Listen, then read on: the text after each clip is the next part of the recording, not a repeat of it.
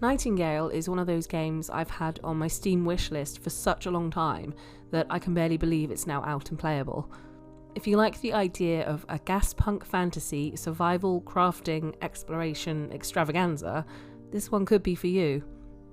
I've only played a few hours so far, but I have some initial thoughts, and if you're on the fence about Nightingale, hopefully this video will help you decide whether or not to give it a try. Before I get into it, there are a few key things that you need to know about this game. Ultimately, it's a survival game, and you need to manage things like your temperature, food intake, shelter, and deal with open world creature encounters. There's a lot of gathering, crafting and building, and these aren't really things you can avoid if you want to get the most out of the game. The story takes place throughout the Fey realms and is full of strange and uncanny beings, some friendly and others not so much. I don't believe that the fantasy elements overshadow the survival elements, and in fact the developers have found a nice balance between giving you a classic survival experience and a strange and curious landscape to explore. Exploration is a huge part of Nightingale, and you're encouraged to go beyond your starter realm to unlock different biomes in the story. You can play Nightingale solo, or you can play it cooperatively with others in a shared realmscapes. The game supports up to 6 players in a shared realm at a time. Yes, it's online. It never promised to be anything else, regardless of the people complaining about this. However, the devs are listening and have stated on their X page that they are working on an offline mode, which should be with us at some point during early access. Speaking of early access, it's in early access. What does that mean? Well, the game is subject to change a little, and it's by no means perfect. There are some bugs, though thankfully I've only encountered a couple of small issues that didn't break the game for me.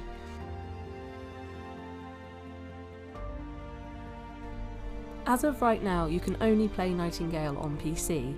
According to a developer's statement in a discussion thread, there are currently no plans for a console release, but they mentioned that when such plans materialise, an official announcement will be made. This suggests to me that there is hope for a console version in the future, and I honestly don't see why there won't be one. So console players, just hang tight for now.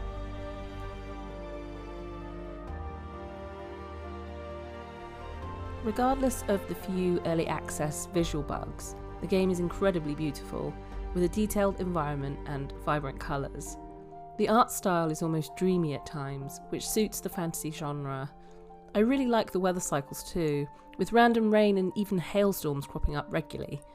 The hail is particularly notable because if you don't find shelter, it will chip away at your health gradually. Where I think the visuals fall a tiny bit short is in the character design. My toon just looks miserable and vaguely disappointed, pretty much constantly. The same goes for my companion, Myrtle. She is not a happy bunny, although I do try to keep her entertained.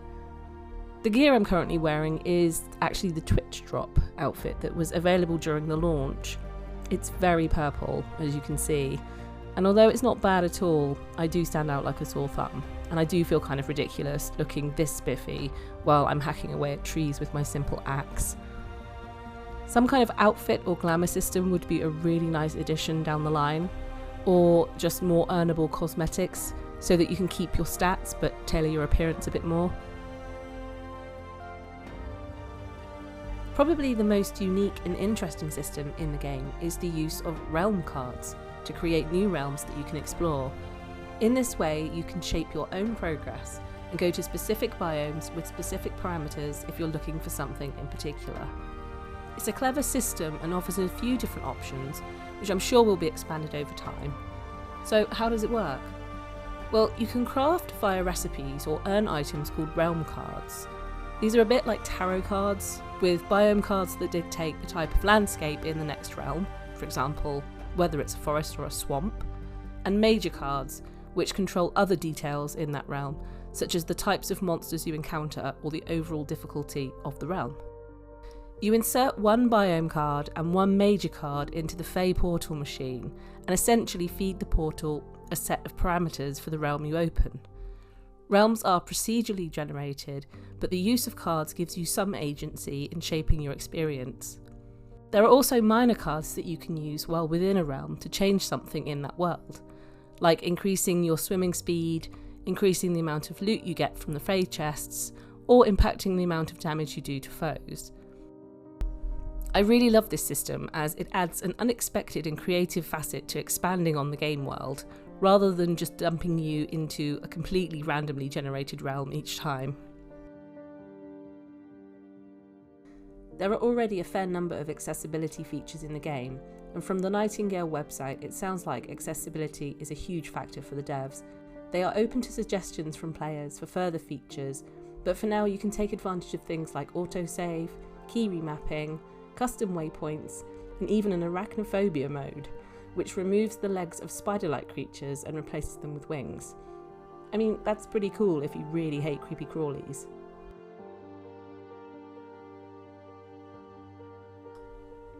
You might not think that a survival crafting game has a great deal of plot, and it's true that the plot isn't really the main focus of the game. The idea is that the portal network has collapsed after an event, and you, as a fresh realm walker, must travel across the different realms, building, crafting, fighting and solving puzzles until you reach the city of Nightingale, the last human stronghold. Your current objective is usually given to you by either the Fae, Puck, or other NPCs that you meet as you traverse the realms. Objectives are always present at the top right side of your screen, so in the early stages you never feel lost or that you have nothing to do. Speaking of Puck, he's an intriguing character that we don't really know a lot about yet, who pops up intermittently to instruct you on what you should do next. Of course, if you want to simply explore and harvest and craft, you can absolutely do so, but Puck will give you hints and tips when you start out, and instruct you to create your basic living amenities like bedrolls, simple tools and a tent. I'm interested to learn more about Puck and his motivations as time goes on, but right now he's a useful addition to the early hours of the game. It seems to be on your side. Open world survival games offer a vast, ever-changing environment filled with challenges and opportunities for creativity, and this is enhanced in Nightingale by the realm card system. There's a slight unpredictability about the exploration, so I don't imagine 2 playthroughs would be exactly the same.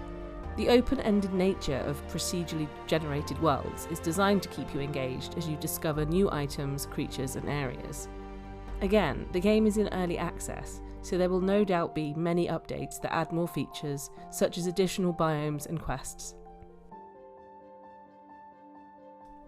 So, would I recommend Nightingale to somebody looking for a new game to try? Yes, I would, but with the caveat that it's in early stages, so you should expect a few glitches here and there, and the end game might not be as filled out as you're hoping, although these are things that should come with time and more development. Me, I'm taking my time with it, enjoying the exploration and setting in strange landscapes. I've yet to try co-op play, but this is something I'm interested in, so we'll see where Nightingale takes us over the next few months. Thanks so much for watching. I hope you found this video helpful in some way. Don't forget to like and subscribe for more gaming content from me. I post videos regularly and I'm always happy to chat to new commenters.